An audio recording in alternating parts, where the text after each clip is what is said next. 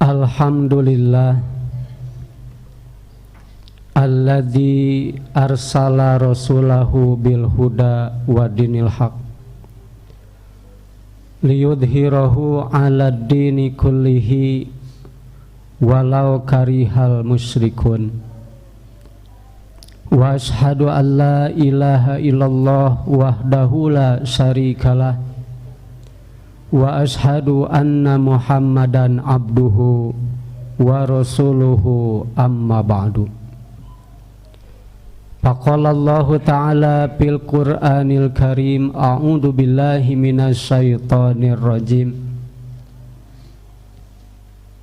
La yukallifullahu nafsan illa wus'aha laha ma kasabat wa 'alaiha maktasabat. Al-ayah. Wa an Aisyah radhiyallahu anha anin nabiyyi sallallahu alaihi wasallam waladur rajuli min kasbihi wa min atyabi kasbihi fakulu min amwalihi. Akhrajahu Abu Daud. Ikhwatu iman rahimakumullah, alhamdulillah Allah subhanahu wa ta'ala mempertemukan kembali kita pada hari Jumat.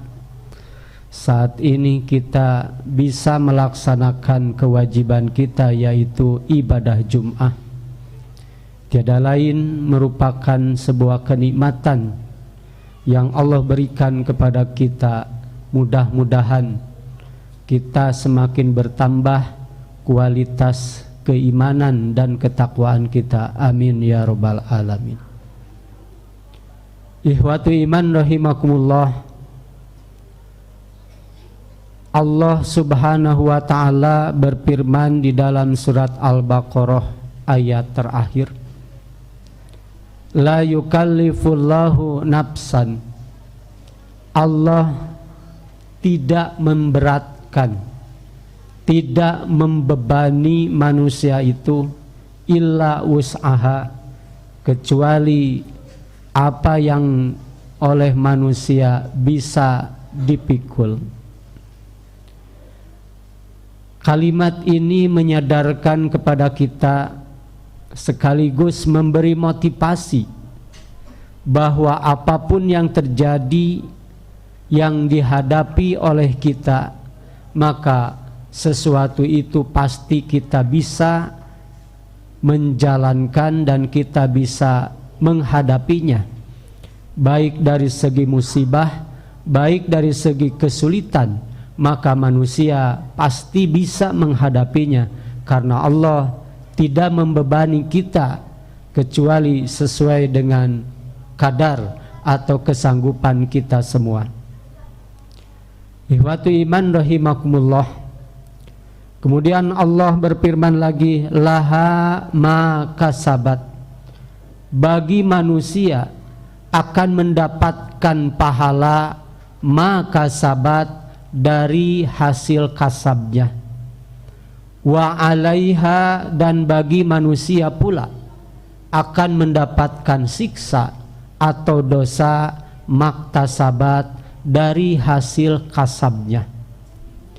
Ikhwatu iman rahimakumullah, di dalam kamus bahasa Arab, peralihan bahasa Arab ke bahasa Indonesia, kasab itu diartikan satu ikhtiar, berarti bagi manusia akan mendapatkan pahala dari hasil ikhtiarnya. Itu yang pertama.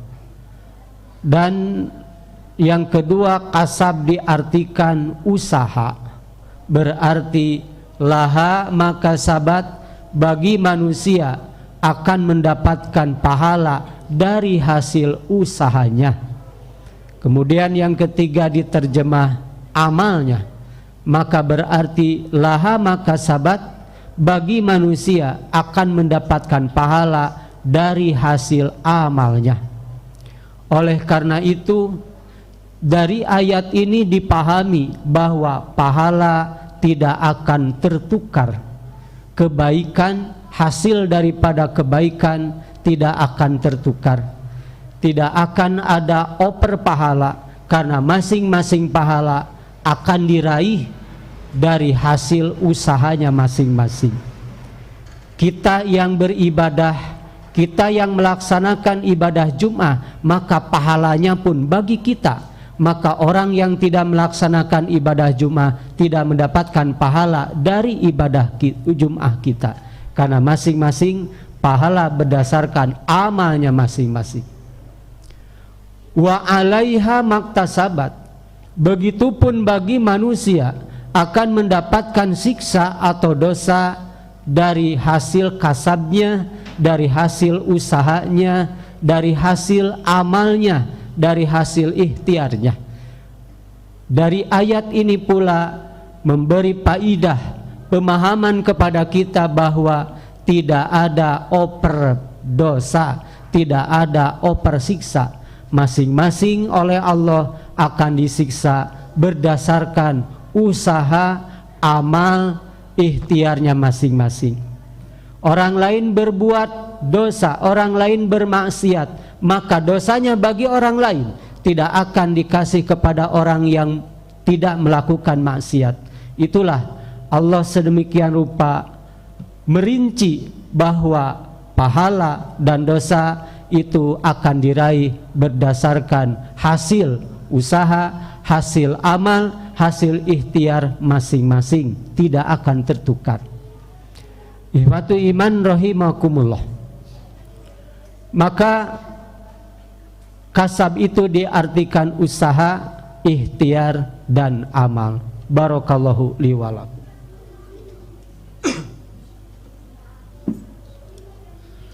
Alhamdulillah, alhamdulillahilladzi arsala rasulahu bil huda wa dinil haq liyudhhirahu ala dini kullihi wa kafa billahi syahida. Asyhadu an la ilaha illallah wa asyhadu anna Muhammadan abduhu wa rasuluhu, amma ba'du. Ikhwatu iman rahimakumullah. Kalau kita memperhatikan, mengkaji lafaz kasab, kasab itu bukan hanya artinya usaha. Kasab itu bukan hanya artinya ikhtiar saja. Kasab itu bukan hanya artinya amal saja.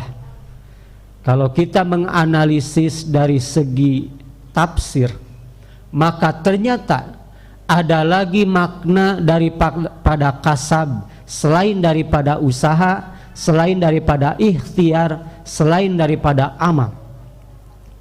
Ihwatu iman rahimakumullah.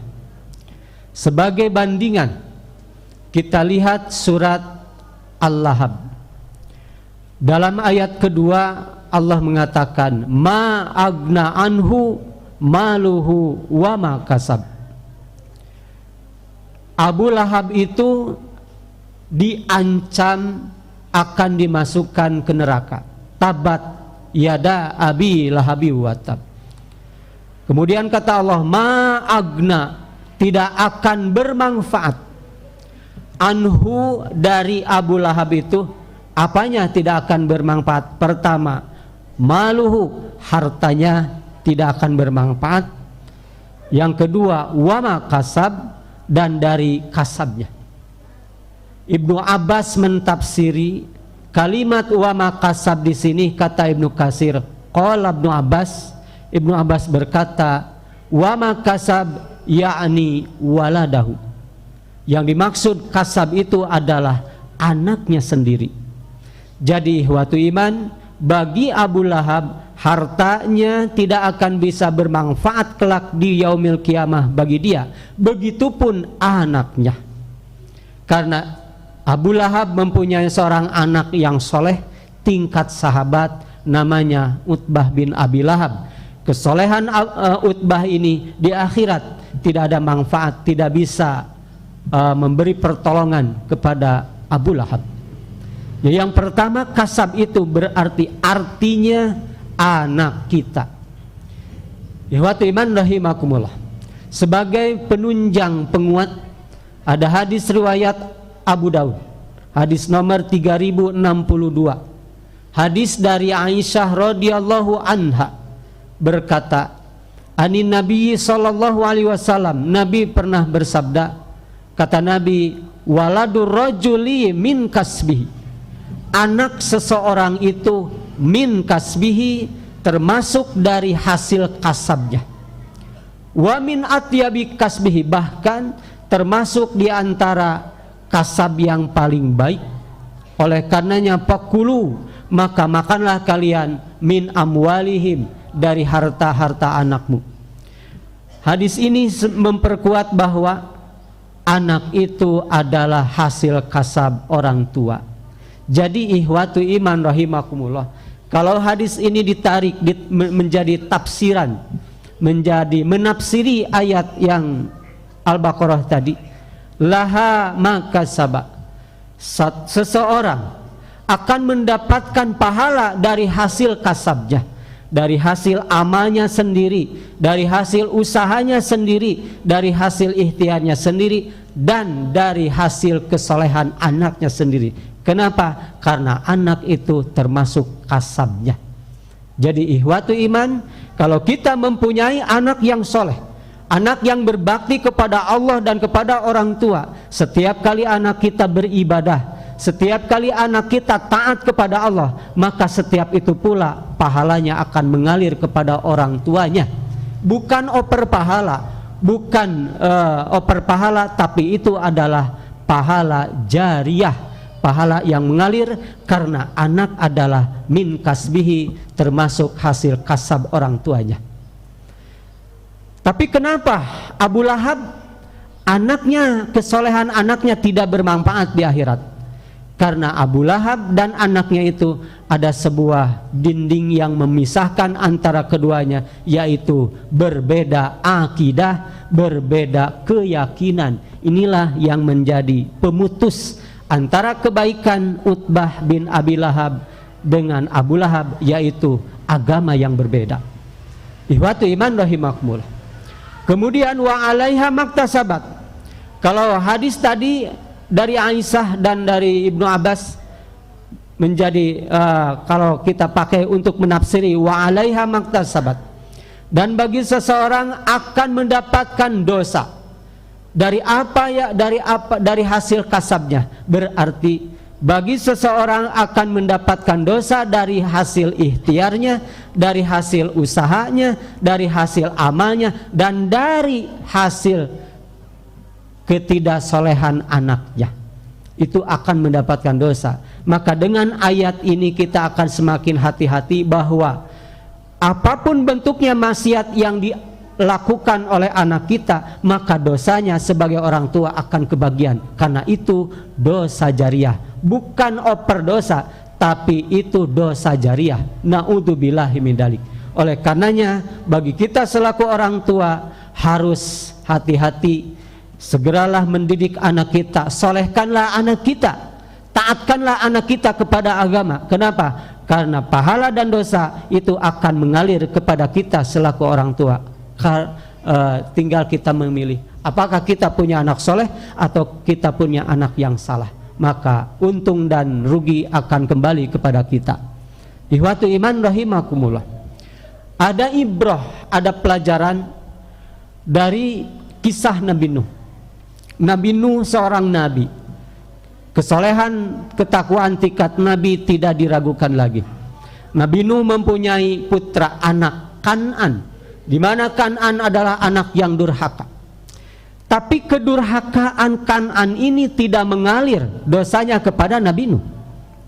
Bahkan suatu saat Nabi Nuh berdoa, ya Allah, sesungguhnya dia itu adalah keluargaku. Tapi kata Allah, innahu laisa min ahlik. Wahai Nuh, sesungguhnya mereka, anakmu itu bukan dari ahlimu, keluargamu. Ini menggambarkan bahwa kemaksiatan, dosa Kan'an tidak sampai kepada Nabi Nuh. Walaupun Kan'an itu min kasbihi, termasuk kasab Nabi Nuh, tapi tidak tembus, tidak mengalir. Kenapa? Karena Nabi Nuh sudah berikhtiar, sudah berusaha untuk mensolehkan, menyadarkan anaknya supaya taat kepada Allah dan kepada dirinya. Tapi Kan'an memilih lain. Kan'an memilih untuk menolak ajakan Nabi Nuh. Maka ini adalah sebuah pemisah, yaitu ikhtiar, usaha maksimal orang tua untuk mensolehkan anaknya. Apabila kita sudah berikhtiar, apabila kita sudah berusaha untuk menyolehkan anak kita, tetapi anak kita memilih jalan lain, tidak taat dan tidak mau beribadah, tidak mau berbuat kebaikan, maka dosanya tidak akan mengalir kepada kita. Kenapa? Karena kita sudah berusaha. Allah tidak akan menilai hasil, tapi Allah akan menilai proses. Oleh karena itu, ikhwati iman, ayat ini menjadi di sisi lain menjadi sebuah motivasi bagi kita supaya kita harus getol, harus meningkatkan lagi menyolehkan anak kita, karena kebaikannya akan mengalir kepada kita. Dan ayat ini di sisi lain menjadi peringatan kepada kita, jangan sampai kita lengah dari perbuatan maksiat anak kita. Kenapa? Karena dosanya pun akan mengalir kepada kita.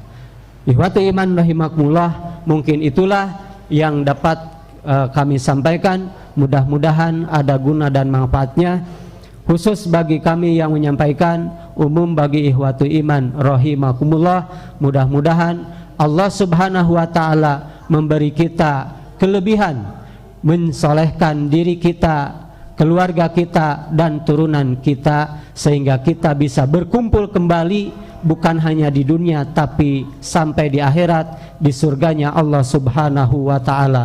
Amin ya rabbal alamin. Rabbana atina fid dunya hasanah wa fil akhirati hasanah wa qina adzabannar. Aqulu qawli hadza wa astaghfirullaha li wa lakum. Wassalamu alaikum warahmatullahi wabarakatuh.